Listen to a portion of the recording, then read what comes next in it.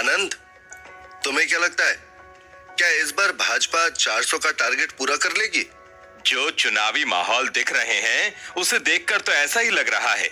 मोदी जी तो आने वाले 25 साल का लक्ष्य तय करके बैठे हैं। मुझे तो ऐसा लगता है कि बीजेपी को फिलहाल कोई टक्कर नहीं दे सकता। खैर, तुम बताओ कबीर, तुम्हारा क्या ख्याल है? मैं सच कहूं तो बीजेपी हो या कांग्रेस, मुझे ये लीडर्स चुनाव के आसपास जो सेंसिटिव पॉलिटिकल मुद्दा उठाते हैं उससे कोफ्त होती है। कैसे मुद्दे? ये धर्म की राजनीति, पहले राम मंदिर, फिर यूसीसी, अब तो हिंदू राष्ट्र का ढिंडोरा पीटा जा रहा है। तुम्हें क्या लगता है, क्या भारत सच में हिंदू राष्ट्र बन जाएगा? फिर भारत की डेमोक्रेसी का क्या होगा? सेक्युलरिज्म का क्या होगा? भारत हिंदू राष्ट्र बन जाएगा से क्या मतलब है? भारत एक हिंदू राष्ट्र है। सनातन परंपरा, हिंदू परंपरा भारत का इतिहास है, भारत की जड़ है। ये तो बस एक ऑफिशियल टाइटल की बात है। तुम भी चुनाव के रंग में रंग गए हो। आजादी के बाद से भारत एक लोकतांत्रिक धर्मनिरपेक्ष राज्य है। हिंदू राष्ट्र का मतलब हिंदुओं को ज्यादा महत्व मिलेगा। सेक्युलरिज्म खत्म तो भारत एक कम्युनल कंट्री बनकर रह जाएगी। कहाँ लिखा है कि भारत आजादी के बाद से सेकुलर है? इंडियन कॉन्स्टिट्यूशन के प्रीएम्बल में साफ साफ लिखा है कि भारत एक सेक्युलर कंट्री है। गलत फहमी है तुम्हारी। इतिहास गवाह है, सेकुलर शब्द प्रीएम्बल का हिस्सा नहीं था। क्या मतलब? कबीर, तुम्हारी जानकारी के लिए बता दूं, जब संविधान का निर्माण हुआ तब सेकुलर वर्ड भारत के प्रीएम्बल का हिस्सा नहीं था। 1976 में इंदिरा गांधी की सरकार ने 42वें अमेंडमेंट के बाद भारतीय संविधान में सेकुलर और सोशलिस्ट शब्द को जोड़ा है। बल्कि भीमराव अंबेडकर भी सेकुलर वर्ड के खिलाफ थे। भीमराव अंबेडकर जो जातिवाद को खत्म करना चाहते थे, वो सेकुलरिज्म के विरोधी थे। क्या आप बकवास कर रहे हो? हाँ, संविधान निर्माता अंबेडकर जी सेकुलर शब्द के विरोधी थे, क्योंकि भारतीय संविधान में आर्टिकल 25-26 फंडामेंटल राइट्स की फ्रीडम ऑफ रिलीजन की बात ऑलरेडी करता है और भारत हमेशा से एक पंथ निरपेक्ष राज्य रहा है। इसलिए अंबेडकर जी जानते थे कि भारत को सेकुलर शब्द की जरूरत नहीं है। पर तुम कैसे कह सकते हो कि भारत एक पंथ निरपेक्ष राज्य है? क्यों नहीं कह सकते? भारत एक पंथ निरपेक्ष राज्य है। तुम खुद देखो, पारसी और यहूदी अगर कहीं पूरे सम्मान के साथ अपनी जिंदगी बिता रहे हैं तो वो सिर्फ भारत है। और रही बात मुसलमानों की, तो तुम्हारी जानकारी के लिए बता दूं कि मुसलमानों के 73 सेक्ट, यानी जिसे 73 मुस्लिम फिरकाज भी कहा जाता है, पूरे 73 भारत में मौजूद हैं और किसी देश में नहीं। कॉम्युनल राइट्स सिर्फ धर्म विशेष की समस्या है। तुमने कभी पारसी हिंदू झगड़े, यहूदी हिंदू विवाद और क्रिश्चियन हिंदू झगड़े के किस्से सुने हैं क्या? तुम तो पूरे चीफ मिनिस्टर योगी बन गए हो। जैसे उन्होंने कहा था, भारत की संस्कृति को अगर खतरा है तो सिर्फ धर्म निरपेक्षता से है। ऐसे ही ख्याल तुम्हारे भी है।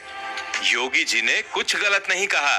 अगर भारतीय संस्कृति ने वेस्टर्न सेकुलरिज्म को पकड़कर रखा तो भारत को खतरा जरूर होगा। Western secularism?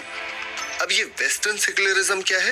तुम सेकुलरिज्म को विदेश के चश्मे से नहीं, भारत के चश्मे से देखने की कोशिश करो, बात समझ में आ जाएगी। सेकुलरिज्म सेकुलरिज्म है, इसमें क्या वेस्टर्न और क्या ईस्टर्न? यही तो दिक्कत है। ये जो सेकुलर शब्द की आइडियोलॉजी है, इसमें ही प्रॉब्लम है। सेकुलर शब्द भारत की जमीन के लिए बना ही नहीं है। तुम क्रिश्चियनिटी के कॉन्सेप्ट, बेतुके मॉडर्न शब्द और क्रिश्चियन पोप की थोपने वाली राजनीति को भारत का जमीनी चेहरा बता रहे हो। क्या बात करते हो? सेकुलरिज्म एक ह्यूमैनिटी का कॉन्सेप्ट है और हिंदू राष्ट्र का ये फलसफा एंथ्रोपोसेंट्रिक है, एंटी ह्यूमन है। कबीर, अब सब कुछ भूलकर तुम पहले सेकुलरिज्म की डेफिनेशन और ओरिजिन को समझो। सारी कहानी अपने आप समझ में आ जाएगी। सेकुलरिज्म एक यूरोपियन फिलॉसफी है। फ्रेंच रेवोल्यूशन के दौर में यूरोप में सेकुलरिज्म वर्ड को एडॉप्ट करने के दो कारण थे। पहला, यूरोपियंस देख रहे थे कि साइंस और क्रिश्चियंस धर्म एक दूसरे को जस्टिफाई नहीं करते। वहीं उस वक्त चर्च और पोप का प्रभाव राजा, स्टेट, हर किसी पर था। और इससे बहुत सारी प्रॉब्लम सामने आ रही थी। इसलिए सेकुलर शब्द को उनके कल्चर में जगह दी गई थी। बिल्कुल यही समस्या तो भारत की भी है। हिंदू धर्म को भी साइंस जस्टिफाई नहीं करता और पंडित मंदिर हमारे ऊपर भी हावी होते रहे हैं। तुम यहाँ भी गलत हो। हमारे धर्म में कही गई बातें मेटाफोरिक हैं, क्योंकि यहाँ लिखित परंपरा से ज्यादा श्रुति परंपरा का महत्व था और श्रुति साहित्य कर्म कांड से ज्यादा दर्शन की बात करते थे, जो पूरी तरह से साइंटिफिक है। समय के साथ साथ अर्थ और सोच बदल गई, इसलिए हम इसे साइंस से रिलेट नहीं कर पाते। इसके अलावा भी सुश्रुत और आर्यभट्ट जैसे महान ऋषि भारत की जमीन पर ही हुए हैं। जो ऋषि ब्राह्मण भी थे और उनका विज्ञान और धर्म दोनों से गहरा संबंध था। वहीं रही बात मंदिरों के प्रभाव की, तो भारत के मंदिरों ने कभी राजकाज में रुकावट नहीं डाली है। हमारे यहाँ धर्म, राजनीति और युद्ध को हमेशा एक दूसरे से अलग रखा गया और यही भारतीय परंपरा है। भारत अपने आप में शुरुआत से ही धर्मनिरपेक्ष रहा है। मान लिया सेकुलरिज्म की यही डेफिनेशन है जैसा तुम बता रहे हो, फिर भी इसे अडॉप्ट कर लिया तो क्या दिक्कत है? क्यों दिक्कत नहीं है? हम वेस्टर्न फिलॉसफी को अडॉप्ट क्यों करें, जबकि हमारा अपना एक प्राचीन दर्शन है। वैसे इतिहास की ओर नजर घुमाएं तो हमारा संविधान काफी हद तक यूरोपियन कॉन्स्टिट्यूशन को अडॉप्ट करके ही तैयार किया गया है। इसलिए यूरोपियन कॉन्स्टिट्यूशन की झलक हमें इंडियन कॉन्स्टिट्यूशन में दिखाई देती है, जिसे बदलने का वक्त अब आ गया है। फिर भी तुम्हारे कहे मुताबिक धर्म और राष्ट्र को एक दूसरे से अलग रखना ही सेकुलरिज्म है। ऐसे हमारा धर्म और राष्ट्र भी अलग रहेगा और समस्या ही नहीं होगी। कबीर, हमें समझना होगा, अगर भारत ने वेस्टर्न सेकुलरिज्म को अडॉप्ट कर लिया तो भारत बर्बाद हो जाएगा। भारत की डाइवर्सिटी ही भारत की खूबसूरती है। यहाँ कई धर्म, कई पंथ के लोग एक साथ रहते हैं और ऐसी कंडीशन में कानून और व्यवस्था बनाए रखने के लिए सरकार का धर्म के मामले में भी हस्तक्षेप जरूरी है। तो वेस्टर्न सेकुलरिज्म का कॉन्सेप्ट यहाँ अडॉप्ट किया नहीं जा सकता। तुम सेकुलरिज्म का अलग मतलब बताते हो, पर ओवैसी का कहना है कि जहां धर्म के नाम पर किसी के साथ भेदभाव ना हो वही धर्मनिरपेक्ष है। जरा ओवैसी जी से कोई जाके पूछे, हिंदू वर्सेस सेकुलरिज्म का मुद्दा उठाने वाले इस्लामिक स्टेट वर्सेस सेकुलरिज्म की बात क्यों नहीं करते? और ओवैसी साहब के कहे मुताबिक ही सोचकर देखो तो भी इंडिया में सेकुलरिज्म के नाम पर और ज्यादा भेदभाव हो रहे हैं। कैसे? इसे समझने के लिए कॉन्स्टिट्यूशन की तरफ चलते हैं। गौर से देखो तो कबीर, सेकुलरिज्म को बहाना बनाकर हम हिंदुओं से उनका हक छीन रहे हैं। हिंदुओं के साथ पक्षपात हो रहा है। भारत में हिंदुओं के साथ पक्षपात हो रहा है? तुम्हारा दिमाग तो ठीक है? बिल्कुल ठीक है। हमने हिंदू कोड बिल पास कर दिया, सती प्रथा, बाल विवाह, दहेज प्रथा को खत्म कर दिया। ये सभी गलत थे, मानता हूँ खत्म होने चाहिए थे, लेकिन माइनॉरिटी के नाम पर मुसलमानों को उनका धर्म पालन करने की अनुमति है।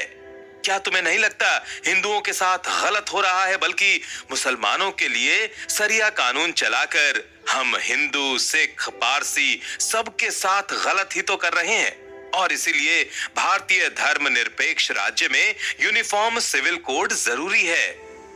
तो क्या इन्हीं बातों को ध्यान में रखकर बीजेपी के कुछ फॉलोअर्स भारतीय कॉन्स्टिट्यूशन के प्रीएम्बल से सेक्युलर वर्ड को हटाने की बात कह रहे हैं? जो पहले था ही नहीं, उसे हटाया क्यों नहीं जा सकता?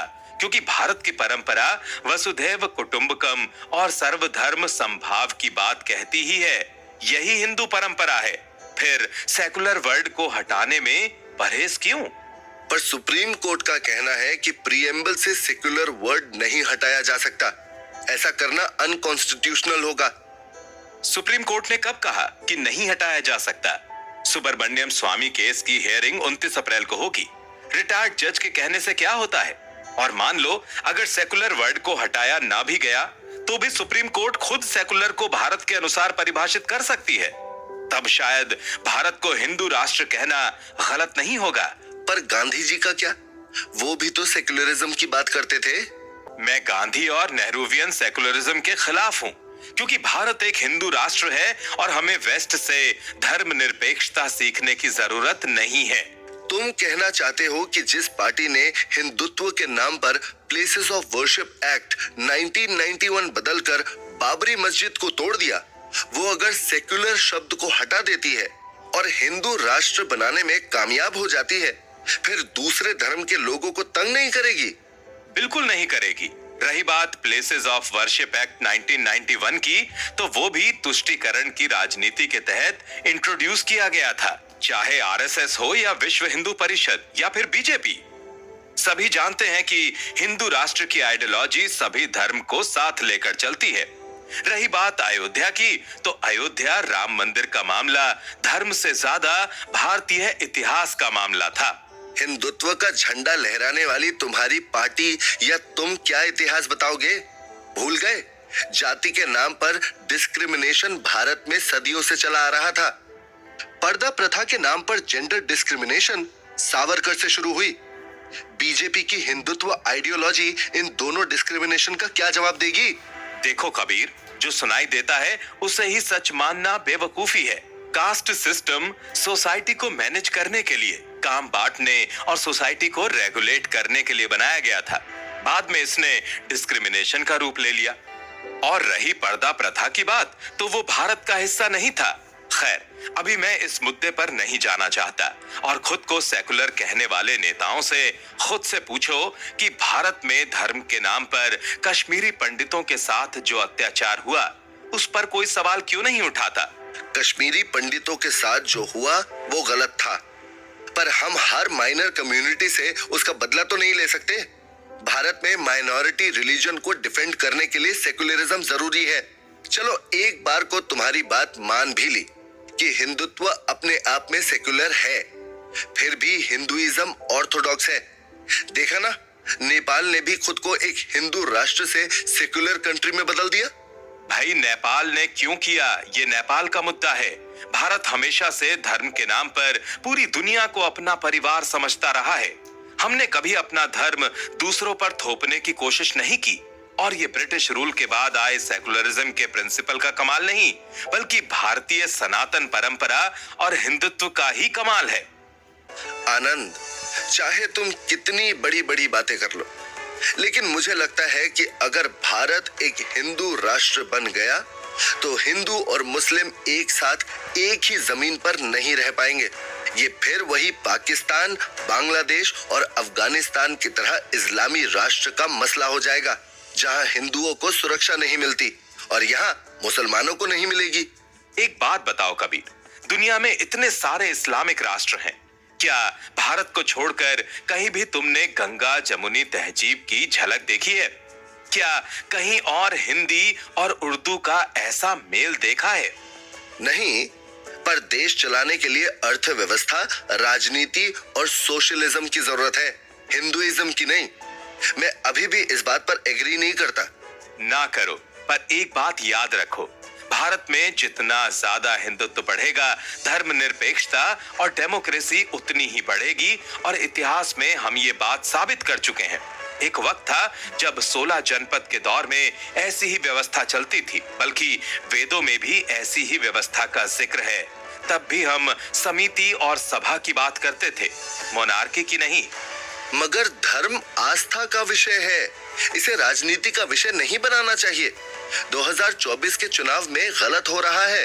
हाँ, तुम्हारी ये बात तो सही है, लेकिन हमें वेस्टर्न सेकुलरिज्म से आजादी चाहिए, वरना हम ब्रिटिशर्स की गुलामी से आजाद होने के बाद भी उसी कॉलोनियलिज्म के दौर में फंसे रहेंगे। और इसका फायदा सिर्फ उन पॉलिटिशियंस को होगा जो धर्म के नाम पर अपना वोट बैंक बढ़ाना चाहते हैं। जितना ज्यादा हम हिंदुत्व की ओर आगे बढ़ेंगे, पॉलिटिशियंस को धर्म का मुद्दा उठाने की जगह ही नहीं मिलेगी। तुम्हारी बात मान भी लूं तो भी मन में हजार सवाल उठते रहेंगे। ये बहस कभी खत्म नहीं होगी। अब देखना ये है कि 2024 में धर्म के नाम पर परवान चढ़ रही ये राजनीति क्या रंग लाती है। क्या हिंदू राष्ट्र का मोर्चा पकड़कर बीजेपी चुनाव जीतती है, या सेकुलरिज्म का दामन थामकर विपक्ष और कांग्रेस को कुछ फायदा होता है?